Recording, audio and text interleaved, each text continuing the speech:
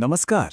अच्छा, डायबिटीज की बात हो और ओट्स का नाम ना आए, ऐसा तो हो ही नहीं सकता, है ना? इसे तो एक सुपर फूड माना जाता है। रोज सुबह लोग खाते हैं, ये सोचकर कि भाई इससे ब्लड शुगर कम होगा। पर क्या ये सच है? आज इसी धारणा की गहराई से पड़ताल करते हैं। तो सवाल ये है कि क्या ओट्स, जिसे इतना सेहतमंद माना जाता है, असल में डायबिटीज वालों के लिए एक जाल हो सकता है? ये एक ऐसा सवाल है जो उस आम धारणा को सीधी चुनौती देता है, और इसका जवाब, सच कहूं तो, शायद आपको चौंका देगा। अब देखिए, ये एक डॉक्टर का तजुर्बा है और ये उस कहानी से एकदम अलग है जो हमें आमतौर पर बताई जाती है। ये सीधा सीधा मार्केटिंग और मेटाबॉलिक सच्चाई के बीच का जो गैप है, उसे दिखाता है। ये सोचने पे मजबूर कर देता है कि जो हम सुनते हैं और जो असल में हमारे शरीर के अंदर होता है, उसमें आखिर कितना बड़ा फर्क हो सकता है। तो देखिए, हमारा मकसद यहाँ ओट्स को अच्छा या बुरा कहना बिल्कुल नहीं है।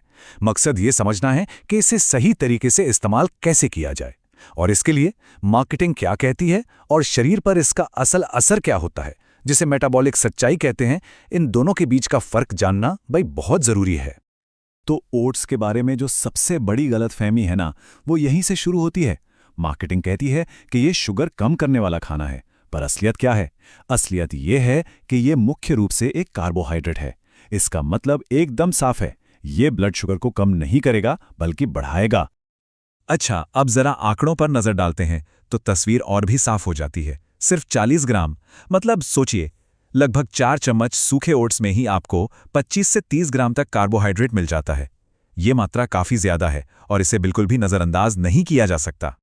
तो चलिए, अब ओट्स की असलियत को ठीक से समझते हैं। देखिए, ये जानना बहुत ज़रूरी है कि कौन से टाइप का ओट्स खाया जा रहा है, क्योंकि ब्लड शुगर पर इसका क्या असर होगा, ये तय करने वाला सबसे ज़रूरी फैक्टर यही है। तो देखिए, 3 तरह के ओट्स होते हैं। पहले हैं स्टील कट ओट्स। ये सबसे कम प्रोसेस्ड हैं, इसलिए शरीर में धीरे धीरे पचते हैं और शुगर स्पाइक का खतरा भी कम होता है। फिर आते हैं रोल्ड ओट्स, जो बीच में हैं। और आखिरी में इंस्टेंट ओट्स। ये बहुत ज़्यादा प्रोसेस्ड होते हैं, बहुत जल्दी पचते हैं और इसीलिए ब्लड शुगर को तेज़ी से बढ़ा सकते हैं। तो इसे पहचानने का एक बहुत ही आसान सा नियम है, 5 मिनट का नियम। अगर कोई ओट्स 5 मिनट से भी कम में पककर तैयार हो जाए, तो समझ लीजिए कि वो हाईली प्रोसेस्ड यानी इंस्टेंट ओट्स हैं, और ऐसे ओट्स से बचना ही बेहतर है। ये एक सरल लेकिन बहुत कारगर पहचान है। तो ठीक है, हमने समस्या तो समझ ली। अब बात करते हैं समाधान की। चलिए अब उन नियमों को जानते हैं जिनसे ओट्स को डाइट में सही और सुरक्षित तरीके से शामिल किया जा सकता है। ये 3 सुनहरे नियम हैं और इन्हें नज़रअंदाज नहीं किया जा सकता। पहला, ओट्स को हमेशा प्रोटीन और फैट के साथ मिलाएं। दूसरा, अपनी मात्रा को सही रखें। और तीसरा, इसे खाने का सही समय चुनें। चलिए एक एक करके इन्हें समझते हैं। तो चलिए पहले नियम को और समझते हैं, मतलब ओट्स के साथ सही जोड़ी बनाना। इसे मेवे और बीज के साथ खा सकते हैं या फिर सादे दही के साथ। पनीर या टोफू भी बहुत अच्छा ऑप्शन है, या फिर अंडे। ये सब प्रोटीन और फैट के बढ़िया सोर्स हैं। ये करते क्या हैं? ये पाचन को धीमा कर देते हैं, जिससे ब्लड शुगर अचानक से नहीं बढ़ता। अब आता है दूसरा नियम, और शायद सबसे जरूरी नियम, मात्रा पर नियंत्रण। देखिए, ये कोई ऑप्शन नहीं है, ये जरूरी है। एक बार में 30 से 40 ग्राम सूखे ओट्स की मात्रा ही सुरक्षित मानी जाती है। और हाँ, अंदाजे से नहीं, इसे तौलकर या किसी कप से नाप कर लेना बहुत बहुत जरूरी है। ये जो बात है ना, इसे बहुत ध्यान से समझिए। एक बड़ा कटोरा भरकर ओट्स खाना मेटाबॉलिक रूप से एक बड़ा कटोरा चावल खाने के बराबर है। ऐसा क्यों? क्योंकि दोनों में ही कार्बोहाइड्रेट की मात्रा बहुत ज्यादा होती है, जो ब्लड शुगर को तेजी से बढ़ा सकती है।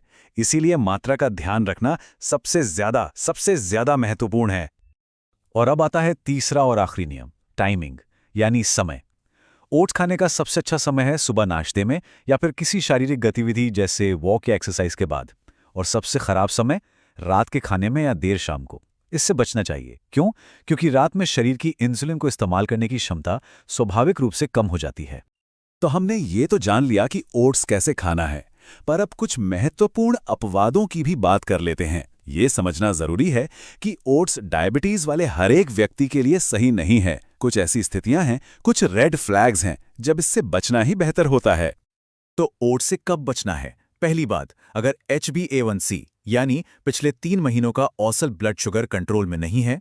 दूसरी, अगर नाश्ते के बाद शुगर बहुत तेजी से बढ़ती है। तीसरी बात, अगर ट्राइग्लिसराइड ज़्यादा हैं और इंसुलिन रेजिस्टेंस की समस्या है। और आखिरी, अगर सिर्फ इंस्टेंट या फ्लेवर्ड ओट्स का ही इस्तेमाल हो रहा है। इन सूरतों में ओट्स मदद करने की बजाय मुश्किलें बढ़ा सकता है। और एक बहुत ज़रूरी बात याद रखिए, डायबिटीज़ कंट्रोल करने के लिए ओट्स खाना कोई मजबूरी नहीं है। ये सिर्फ एक ऑप्शन, एक विकल्प है। सही तरीके से बनाए गए हमारे कई पारंपरिक नाश्ते, जैसे बेसन या मूंग दाल का चीला या फिर सब्जियों के साथ बनाया गया पोहा, वो भी उतना ही या उससे भी बेहतर काम कर सकते हैं। तो चलिए, अब तक की सारी जानकारी को एक सरल और प्रैक्टिकल प्लेबुक के तौर पर समेट लेते हैं, ताकि ये आसानी से याद भी रहे और इसे अपनी रोज की जिंदगी में अपनाया भी जा सके। ये है 5 पॉइंट सेफ्टी चेक। पहला, हमेशा स्टील कट या रोल्ड ओट्स ही चुनें। दूसरा, अपनी 30 से 40 ग्राम की मात्रा को नाप कर लें। तीसरा, इसे हमेशा प्रोटीन या फैट के साथ मिलाकर खाएं। चौथा, खाने के बाद अपनी शुगर रीडिंग जरूर जांचें, ताकि पता चले कि यह शरीर पर कैसा असर कर रहा है। और पांचवां, इसे रोज खाने की आदत ना बनाएं, दूसरे नाश्तों के साथ बदलते रहें। और अंत में सबसे जरूरी बात, किसी भी खाने का लेबल डायबिटीज को कंट्रोल नहीं करता। आपका शरीर आपका मेटाबॉलिज्म करता है। इसलिए कौन सा भोजन आपके शरीर पर कैसा असर कर रहा है, इसे खुद मॉनिटर करना और जागरूक रहना, यही असली कंट्रोल है और यही सबसे बड़ी ताकत है।